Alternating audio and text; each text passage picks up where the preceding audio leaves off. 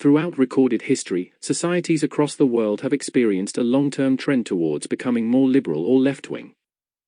That is to say that societies have become both increasingly nicer and empowering towards individuals and groups who find themselves in disadvantaged situations. For example, over time there has been less slavery, less torture, less execution, less war, more help for the poor, more help for the sick and disabled. More rights for women, more rights for minority groups, more legal emancipation, more nice words, more tolerant attitudes, more charity, more equality. These shifts in laws, norms, and attitudes can be observed going back thousands of years and across multiple societies. Currently, such shifts are rapidly accelerating in most Western nations. This liberal trend is a very striking empirical fact. Indeed, it is among the most important trends in human history. All of these shifts in values, laws, norms, and attitudes have the same thing in common. They can appear or actually have the intention of being nice and or empowering towards individuals and groups in disadvantaged situations. And this is the core essence of liberalism or leftism. It is the common factor in nearly all views considered as left-wing or liberal, and the opposite is true for what is usually considered right-wing. The term nice may seem slightly vague, but it is useful and appropriate. I essentially mean to seem positive and sympathetic towards a person or group without necessarily doing much of actual substance to help. Empowerment, on the other hand, involves more concrete measures to provide individuals or groups with genuine power and ability.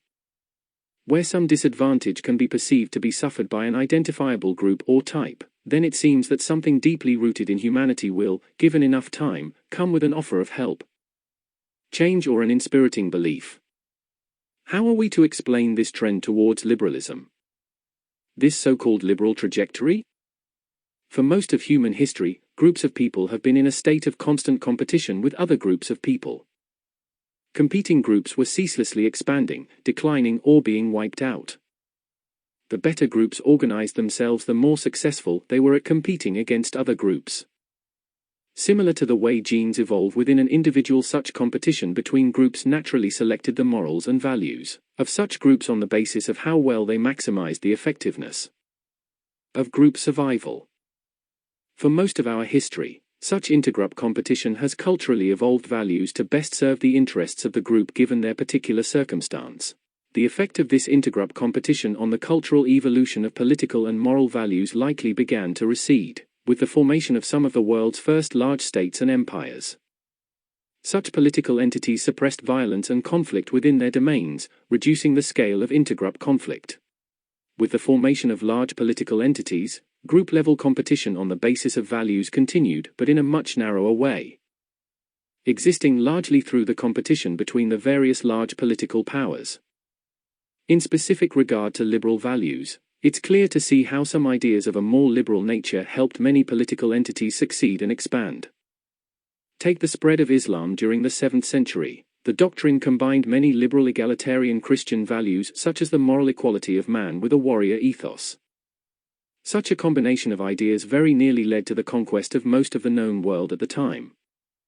The strictly hierarchical religious order of Hinduism, which enforced a large subservient and morally inferior underclass, was dramatically extinguished across a huge swath of humanity in South and East Asia when it came into competition with the far more egalitarian and liberal religions of Buddhism and Islam. Christianity during its spread through the Roman Empire was in effect a revolutionary liberal social movement. Its initial spread was not brought about by conflict, it spread within the largely peaceful Roman Empire, and individual people chose the religion over many other competing religions. The effect of adopting Christianity in the Roman Empire is generally thought to have been a net negative in regard to the empire's ability to survive and fight off its enemies. Later in history, we could perhaps say that British liberal values of individual rights and common law justice were important factors behind the Industrial Revolution, the British Empire, and therefore the spread of such values around the world. In the modern world, violent intergroup competition is a rare occurrence. The economic success of nations negatively predicts birth rates and national borders rarely change. Intergroup competition, as we knew it, is clearly no longer an influential mechanism determining the political and moral views of Western societies, or most others. How much this is the case and how far back this goes is difficult to say. Clearly, some group-level competition on values continued until the end of the Soviet era. And maybe you could even say that a form of group selection on values and morality continues to this day in terms of nations and people imitating the ideas of others who seem more successful, economically or militarily. However, this is clearly of little or no significance for developed Western nations existing today. The political and moral views of people across the Western world are changing dramatically further towards the left, towards becoming more liberal, and this is not happening because of intergroup competition. These changes are occurring due to various factors altering the incentives that individuals are subjected to in regard to how they choose their political and moral values. The past intergroup competition our ancestors experienced has undoubtedly left cultural and genetic legacies. Since culture and genes co-evolve, such intergroup competition has undoubtedly left a significant genetic legacy. It's likely that many of the genetic changes brought about by intergroup competition are still with us. One way we can clearly see the persistence of genes linked to intergroup competition is through people's strong desire to demonstrate their commitment and sacrifice to a particular set of beliefs associated with a group or community. Interestingly, this innate tribalistic-like trait seems to be highly adaptable, allowing individuals to choose and devote themselves to groups regardless of how much these groups share their own cultural or genetic background, or even any commonality at all. Selfish gene theory would predict that individuals will always seek to maximize their genetic self-interest regardless of any natural group interests. Hence the common occurrence of individuals seeking to promote the interests of alien groups, or even groups antagonistic to the welfare of their own group. Such behavior can fit in perfectly well with basic evolutionary theory. The moral and political views held by individuals have always been critically important to their evolutionary success. Every part of us has evolved to serve and maximize our genetic interests, and the cognitive mechanisms that determine how we choose our political and moral beliefs are no different. As Aristotle said, man is a political animal. That is to say that our political and moral beliefs are incredibly important to our survival and our success among others. If an individual were to hold political or moral beliefs that worked against their genetic self-interest, then they could not be said to be well evolved. In fact, it would be impossible to explain the repeated existence of individuals who hold political and moral views that worked against their genetic self-interest. While a variety of external factors influence societal changes in political and moral views, it is important to recognize that the underlying mechanisms of the human mind always remain focused on serving genetic self-interest. By acknowledging this fundamental principle, we can come to understand the forces that shape our world. As circumstances and dynamics shift over time, so too do the potential benefits that individuals stand to gain from advocating, accepting, or permitting certain political and moral positions. By analyzing the individual incentives associated with these shifts, we can come to understand the underlying factors that are behind the trend towards liberalism.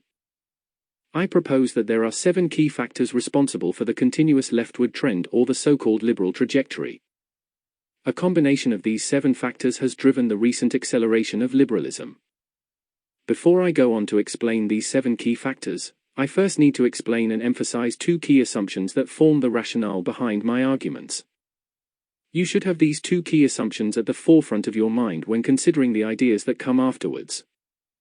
Important point number 1: human beings are genetically selfish. We serve ourselves, not any group we are part of. We may truly believe in the importance of certain ideas, our nations, our religions, or ethnic groups, etc. However, from an evolutionary perspective, groups, countries, ideas and ideologies are simply means for individuals to serve their own genetic self-interest. Group selection has been an important part of our evolution, but we are not group selected in the sense that ancestors always acted to further their individual genetic self-interest regardless of how it might have conflicted with any group interests. Important point number 2: most of our moral and political beliefs are made subconsciously. Our political and moral beliefs are largely shaped subconsciously by our self-serving genes reacting to environmental factors. Some people may think that we have free will and simply consciously decide what we believe. However, a large body of scientific work shows this to be untrue. One potential method of identifying this process is by examining our internal dialogues when interacting with others. In many cases, we may find ourselves adapting our beliefs to align with theirs or offering moral or political perspectives that we believe will make the person feel better. These subtle behaviors are driven by an innate desire to serve our self-interest, even if we are not consciously aware of it. Top 7 reasons the left always wins. In order in which they convey the best understanding. 1. A stick to beat the blonde beasts. Friedrich Wilhelm Nietzsche described Europe of old being dominated by an ancient race of powerful and free-spirited individuals. He called them blonde beasts. The concept of these blonde beasts was based on a widely held historical belief at the time that a pureblood race of Aryan blondes had once conquered Europe. He believed that the later Celts and other groups were still blonde and a continuation of such people. Weaker people, who he referred to as the herd, were afraid of these blonde beasts. The herd sought safety in numbers and conformity and created a moral system designed to keep the powerful individuals in check. Although partly a racialized history of Europe, as Nietzsche clearly believed that there was a master race in Europe and that it was blonde. Nietzsche uses the concept of the blonde beasts as a metaphor applicable to mankind generally. Nietzsche says that the herd's moral system, which emphasizes concepts like equality and altruism, is a form of slave morality that is designed to limit the power of the strong and elevate the weak. He believed that the herd resents the powerful and seeks to bring them down through guilt, shame, and other forms of social pressure. According to Nietzsche, the weak resent the strong because they are unable to attain the same level of power and freedom. And so they try to limit the powerful individuals through social and moral constraints. However, Nietzsche, like many other famous philosophers, never considered their psychological assumptions from an evolutionary perspective. From an evolutionary perspective, believing in or advocating a type of morality is simply a means for an individual to serve their genetic self-interest. It's clearly not just resentment that drives slave morality. A moral stick can be used to attack or defend against others in a variety of circumstances in order to serve self-interests. Morality often behaves like a weapon, and when we fight, we seek the most effective weapon to use against our opponents. Weapons that work against the weak or powerless are not in high demand, as by definition such people have little power or possessions that others want or worry about. From this perspective, it seems more clear why morality has been historically weaponized against the strong and powerful. Such people would be more likely to stand in the way of other people trying to get what they want, including other powerful people. Consider contemporary liberalism or so-called wokeism. It's a moral and political framework that mostly serves as a means to allow people to morally attack, or morally defend themselves against whites or white males who generally hold dominant positions in society. Wokeism is clearly an effective moral weapon for minority people to use against white people, but interestingly it's very often used against white people by other white people. In fact, the intellectual movement has been created by white people and has been mostly promoted by white people in order to attack other white people. It certainly would have never existed if it wasn't simply permitted or unopposed by a large number of white people. Why would such a weapon be created and highly popularized within countries that had a majority European population? The answer comes from basic biology. From the age of single-cell organisms, the same logic persists.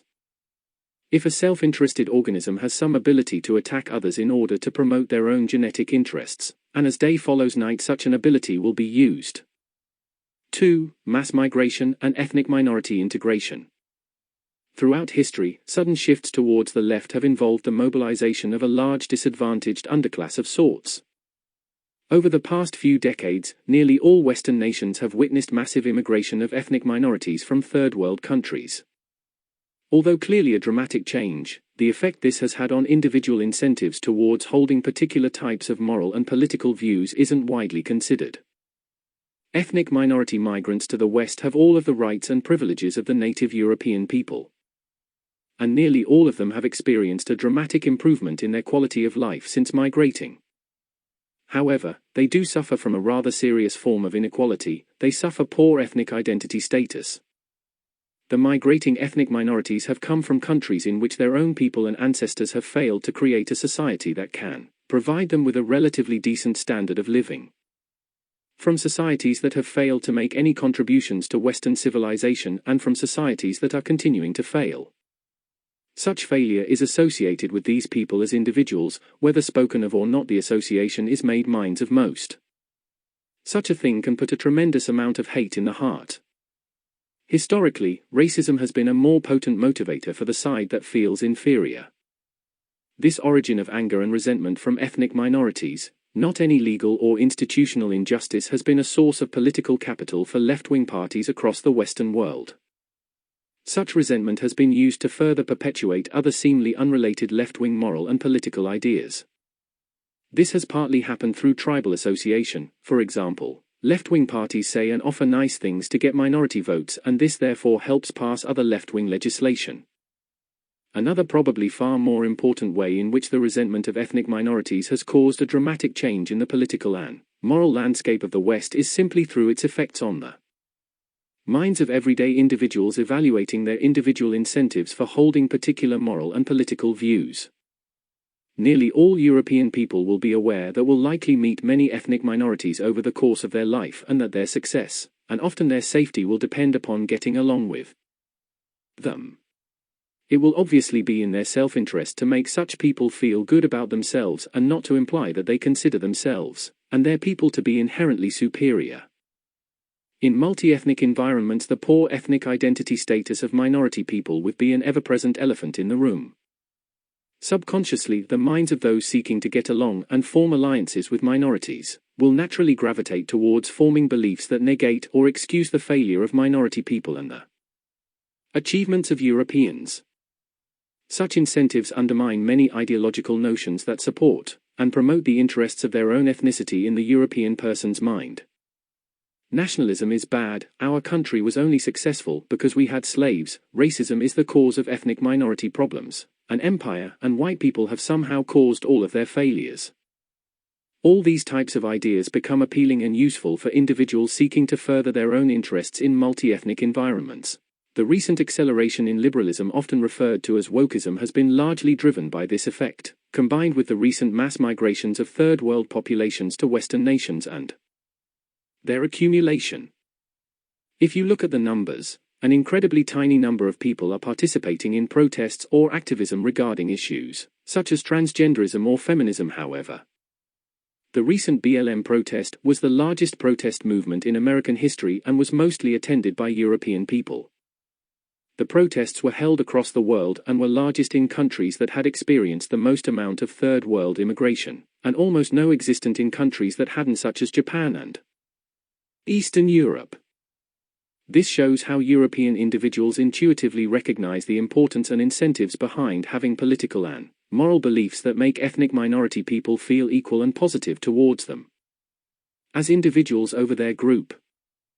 The use of such strong beliefs allows left-wing movements, institutions and parties to defeat their opponents and therefore push through other more left-wing moral and political positions, such as acceptance of child transgenderism and the like. 3. Return to innocence. As farming and agriculture began to take over from hunter-gathering some 10,000 years ago, archaeological evidence shows that societies developed more hierarchical social orders.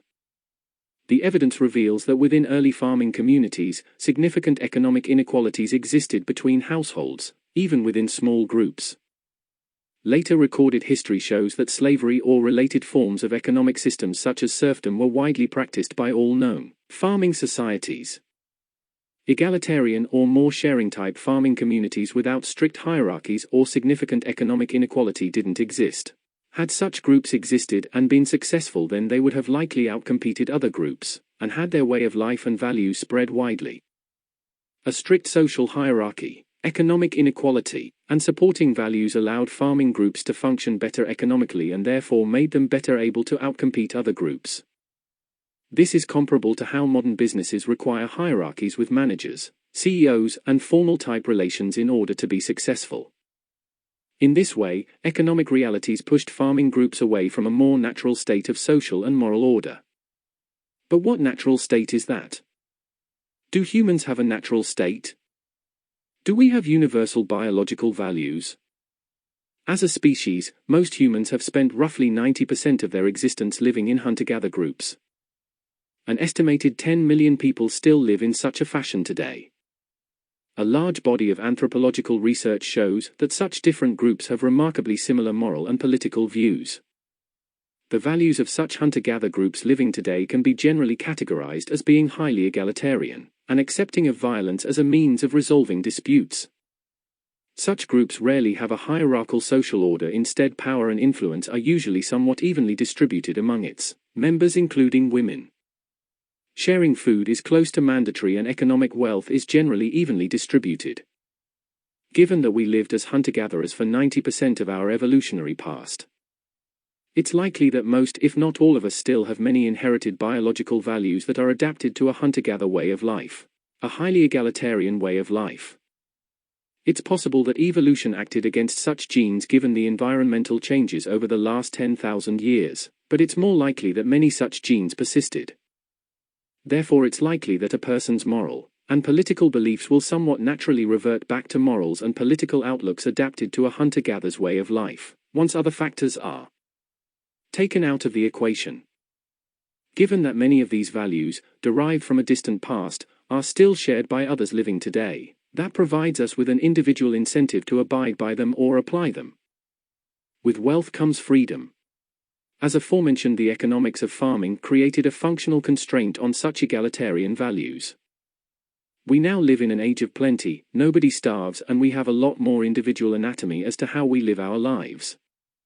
Increased wealth has reduced many of the functional constraints, suppressing the expression of universal biological values that are more inclined towards egalitarianism. 4. Anchoring of laws and norms. Imagine a tug of war, a long rope, a point in the middle, and two sets of people on either side trying to pull the rope further towards their side. Now let's imagine that one side represents everything considered left-wing or liberal, and the other side represents everything considered right-wing. Both sides start pulling on the rope. Once the rope moves 1 inch past the point in the middle, then the tug of war is stopped. When the next tug of war round starts, the inch of rope won in the previous round remains with the side that won, and the other side has a piece of rope an inch shorter. Imagine both sides were completely evenly matched. The outcome would be completely random and unpredictable. Now imagine that the left side develops some advantage that increases their chances of winning by, say, 1% each round. Each individual round would still be rather random and unpredictable, as the odds would be 49 to 51%, but over time, given enough rounds and a long enough rope, it becomes a 99.99% certainty that the entire rope will end up on the left side. Starting each round from where the previous round ended is the anchoring effect, and this same effect occurs across various societal mechanisms that determine moral and political positions today. Moral and political norms positions get anchored by society in a variety of ways. Revolutions in the way society thinks or institutes rarely happen. Most change in moral and political positions are built upon something that previously existed, and is often built upon a chain of ideas that can go back many generations. For example, in basic arguments, people refer to past thinkers and prior consensus. In courtrooms, lawyers constantly refer to decisions made previously. In parliaments, the most common type of argument made by its members is of the order, "This goes against what we previously decided was right." This anchoring effect has the potential to compound and magnify subtle biases in favor of left or liberal moral and political positions. Just like with the tug of war, if the left has even the slightest advantage that is consistent over time, then simply by the passage of time or the number of rounds, there will be an endless shift to the left. In political elections, for example, candidates will often argue about being more or less nice to some disadvantaged groups such as migrants, or other minority groups by providing more resources or rights or the like. Now say the nicer candidate won and did all the nice things he said he would. In the following elections, the only way of being the nice candidate would be to advocate for even more resources and rights than before. Now this could go in either direction, but if there is a subtle bias that constantly applies in favor of the nice candidate, then just like in the tug of war, the more rounds or elections had, the higher the certainty that things will move further and further towards a nicer or more left-wing society. Consider common law court rulings as an additional illustration. For instance, in the context of expanding human rights, an anchor effect becomes apparent. This effect arises because laws are more prone to be established rather than challenged, and they are often built upon pre-existing laws or introduced as incremental amendments. Consequently, this process resembles the tug of war previously described. where each successive court ruling further increases the certainty of laws moving towards a more liberal stance. In summary, even a tiny advantage in favor of liberal ideas, combined with the anchoring effect of political and moral positions, can lead to a near-certain outcome of left-wing positions winning out over time. To some extent, many liberals are aware of this in the way they often advocate against referendums and against judicial reform, as both of these allow a potential disanchoring by sweeping away accumulated left-wing gains. 5. Right-wing people are less nice people. People are by nature pattern recognizers. The most effective way to make predictions about the future, including a person's behavior, is to assume that what happened before will happen again given the same or similar circumstances. People can very quickly come to instinctive judgments about how useful a person will be to them based on minimal amounts of information. A right-wing political or moral belief is quite simply one that is somehow opposed to a left-wing belief. Therefore, by definition and by necessity, a right-wing perspective must be critical, or in some way stand against assistance and liberties being granted to disadvantaged groups or individuals. Express such right-wing views only shows negative associations to others with respect to how you might behave towards them as an individual unless other information is known. This is because humans tend to seek and invest in social relationships as a form of insurance for future challenges and difficulties. Everyone has their limits in regards to how much they will help someone in need or how much they will tolerate types of negative behavior. The expression of right-wing views essentially signals to others that they would be less helpful and tolerant. To some extent, this is probably true about right-wing people, but the much stronger effect on the moral and political landscape most likely comes from people recognizing the problems resulting from the associations and adjusting their political beliefs towards the left in order to avoid such negative associations being towards themselves as individuals. This phenomenon may have existed for some time, but it has become even more prominent in modern society, where many of the individuals we interact with on a regular basis are not close friends or family members who have a deep understanding of our character. As a result, these individuals may make judgments about us based on limited information. In this context, a right-leaning individual who is perceived as less kind or principled may be viewed negatively even if these traits are only a minor aspect of their overall character. 6. Female emancipation and empowerment. There has been a relatively recent process of female empowerment, including greater access to legal rights, voting, increased workforce participation and promotion opportunities. This trend has been driven by liberalism and has accelerated liberalism through the growing influence of women in society. Women tend to hold more liberal views. Female empowerment has therefore resulted in the adoption of more liberal policies and institutional practices. Women, and especially single women, are incredibly concerned with how attractive they are to eligible males. They spend a lot of time and effort putting on makeup, buying clothes, wearing high heels, etc. Another way they can signal how evolutionary attractive they are is through their moral and political beliefs. Speaking out in favor of liberal beliefs is clearly an effective means for a woman to signal her evolutionary attractiveness. Successfully rearing a child requires constant empathy and care from the mother. To further the chances of successfully mating, empathy and care need to be maintained regardless of the mother's situation and the behavior of the child. By speaking out in favor of moral or political views that are more empathetic, nice or forgiving to disadvantaged groups of individuals, they can signal a pattern in their behavior of being empathetic and caring, and therefore signal a sexually desirable trait applicable to child rearing. However, a liberal position is always relative in order to be liberal and achieve their evolutionary aim. A woman needs to have a view that is more empathetic and caring than the status quo or opposing view. Therefore, there exists an endless spiraling demand from females for ideas and views that are even more left-wing than the last to further their selfish sexual interests. 7. Institutional capture. Nearly all major institutions in the Western world are more left-wing than the general population as a whole. The root of this phenomenon can be explained by the difference in incentives faced by individuals working within the institutions, and those who don't.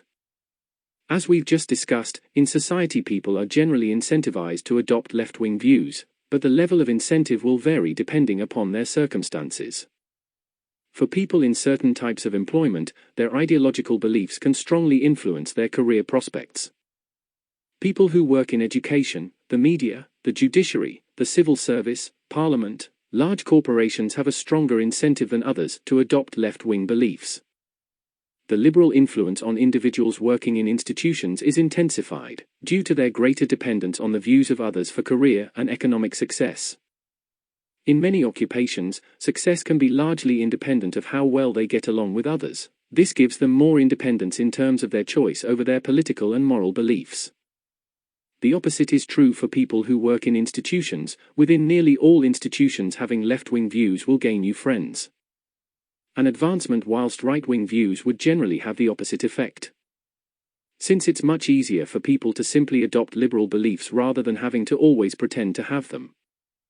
Such a circumstance generates genuine left-wing believers in the most powerful and influential positions.